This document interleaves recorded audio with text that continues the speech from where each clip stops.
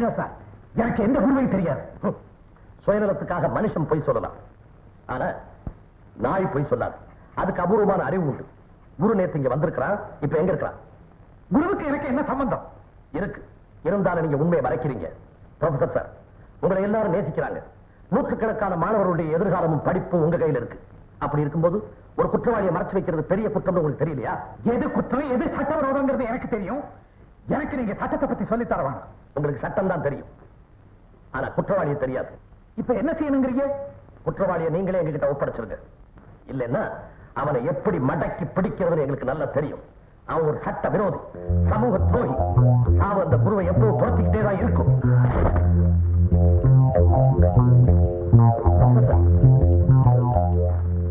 சட்ட விரோதிக்கு இங்க சரணடைய இடம் கொடுத்தது தப்புதான். குரு நேற்று ராத்திரி இங்கதான் இருந்தான்.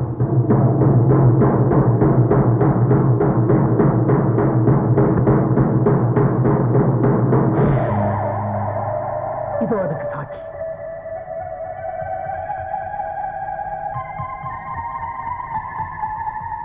குரு எங்க? சட்டத்தோட விரோதி, சமூகத்தோட கருங்காலி இதோ உங்க முன்னாலதான் நிக்கிறான். ப்ரொஃபசர், ஆமா, நான் தான் குரு.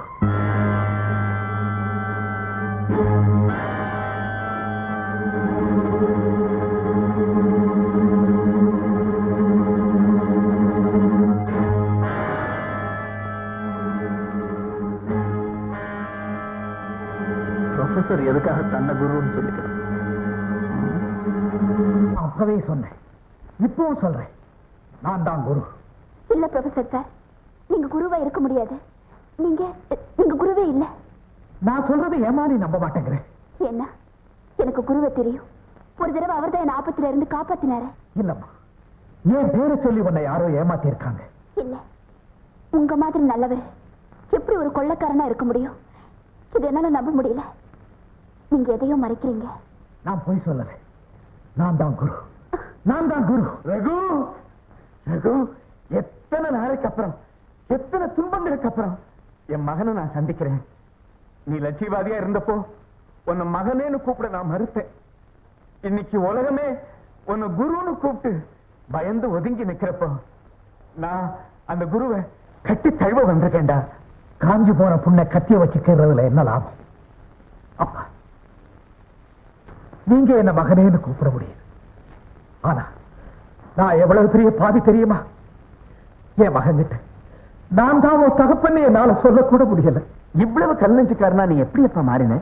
காலம் என் மனசை கல்லாக்கிடுச்சு, உன்னை குருவா மாத்திருச்சு. நீ குருவாரத்துக்கு முன்னாலேயாவது உன் பிள்ளைய தேடி எங்கிட்ட நீ வந்துடக்கூடாதா? என் மேல உனக்கு கோபம் இருக்கலாம், ஆனா உன் மகனை பாக்குறதுக்காவது என்ன தேடி நீ வந்திருக்கலாமே. எவ்வளவு நாளைக்கு அப்புறம், எவ்வளவு கஷ்டங்களுக்கு அப்புறம் உன் மகன் எனக்கு கிடைச்சான் தெரியுமா? உன்னையே நினைச்சு, என் மருமக பார்வதியே நினைச்சு, அவன் முகத்தையே பார்த்து நான் திருப்திப்பட்டுக்கிட்டு இருக்கேன். அப்பா, உனக்கு வந்திருக்கிற இந்த கஷ்டத்தை நினைச்சு ரமேஷ் எவ்வளவு துடிச்சுட்டான் தெரியுமா? ரமேஷா? யாரு? உன் மகன் தான்ப்பா. உன்னை விடுவிக்கிறதுக்காக ஒரு பெரிய வக்கீல பார்க்க போயிருக்கான். அப்பா, எவன் உருவத்துல என்ன பாத்தீங்களோ, எவன் உங்க மருமக பார்வதியோட பிரதிபலிப்பு நினைச்சுக்கிட்டு இருக்கீங்களோ, அந்த ரமேஷ் என் மகனும் இல்ல, உங்க பேரனும் இல்ல.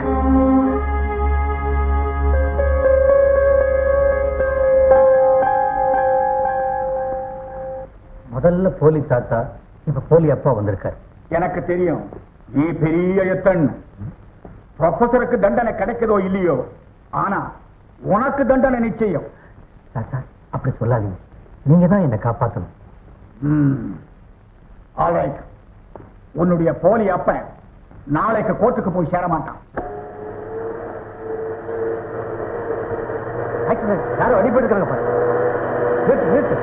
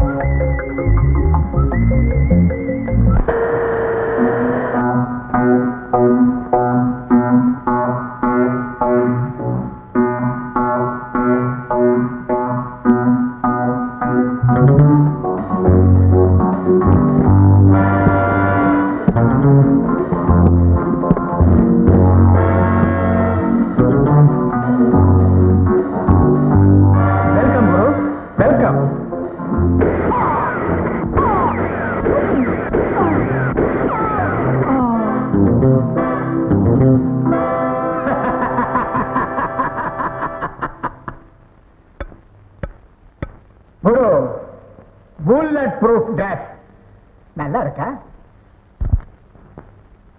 ஐயோ ராஸ்கல்.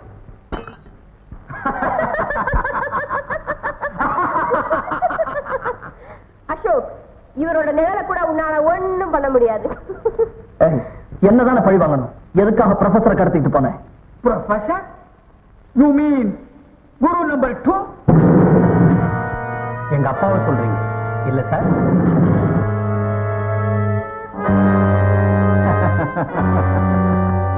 அசோக், ஏன் உன் உடம்பு அதட்டிக்கிறேன்?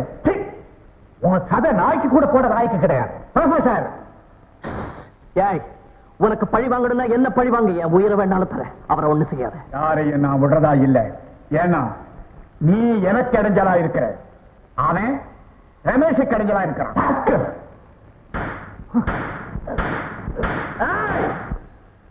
நாயே, அப்பாவியான ஒரு மனுஷரை கட்டி போட்டு அடிச்சுதான் உன் வீரத்தை காட்டணும். இது இரக்கமில்லாத பாவிகளா? அப்படியெல்லாம் ஒண்ணும் இல்லை. நாங்க வாழணும்னா நீங்க சாகணும், அவ்வளவுதான். இப்ப உங்க 2 பேருக்கும் ஒரு சான்ஸ் தர்றேன். வாழ்றதுக்கு இல்லடா, சாகிறதுக்கு. முதல்ல சாகிற வாய்ப்பு யாருக்கு வேணும்? உனக்கா இல்ல உன் அருமை தகப்பனா இருக்கா?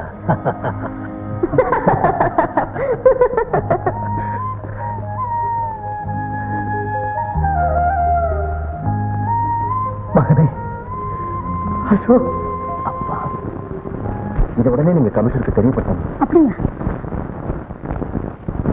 சரி, சொல்லிடு. அம்மா, யார் கூட பேசுறீங்க? ரமேஷும் அவனுடைய ஆட்களும் ப்ரொஃபஸரை கடத்திட்டு போயிட்டாங்க. அசோக் உங்களை துரத்திட்டு போயிருக்கானா? அசோக், ப்ரொஃபஸர், இவங்க 2 பேரோட உயிருக்கு ஆபத்துன்னு போலீஸ் போன் பண்றாங்க. சுஜாதா, அசோக் ஏதாவது ஆபத்து ஏற்பட்டா அது பெரிய கொடுமை அம்மா. என் அப்பாவை கொலை பண்ணவர நீ இறக்கப்படுறியாமா? உங்க அப்பா கொல்லப்படல, அவர் செய்த பாவத்துக்கே அவர் பலியாயிட்டார். அம்மா? ஆமா சுஜாதா, உங்க அப்பாவால அசோக் தன் தாயாரை இழந்தா. இப்போ தான் உயிரையே இழக்க போறான்.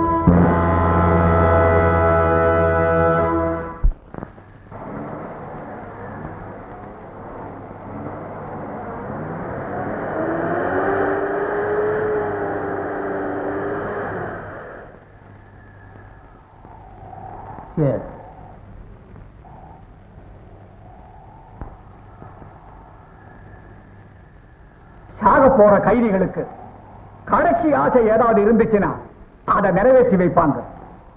உங்களுக்கும் ஒரு வாய்ப்பு தர்றேன். நீங்க எப்படி சாகணும்னு விரும்புறீங்க? ஒன்னாகவா இல்ல தனித்தனியாகவா? நோ நோ, அவங்க 2 பேரும் சேர்ந்தே சாகணும். ஆனா அவ்வளவு ஈஸியா சாகக்கூடாது. அணுவா சித்திரவதை அனுபவிச்சு சாகணும். அதை நாம பார்த்து ரசிக்கணும். இவங்க மண்ணுக்கு சமானமானவங்க. மண்ணோட மண்ணா போகட்டும், கொண்டு போங்க.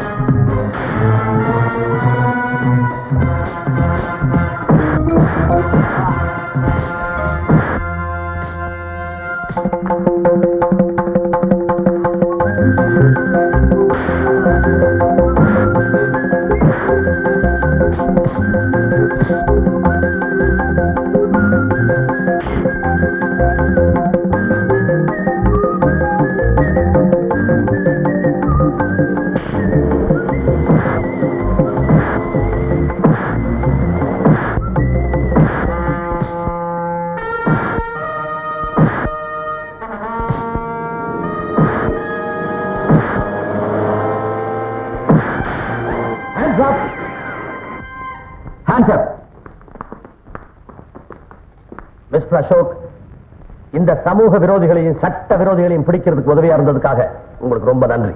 இல்ல கமிஷனர் சார், ப்ரொஃபசர் சமூக விரோதி இல்ல, அவர் தேச பக்தர். ஆமா கமிஷனர் சார், இவர் வேற யாரும் இல்லை, என்னுடைய அப்பா.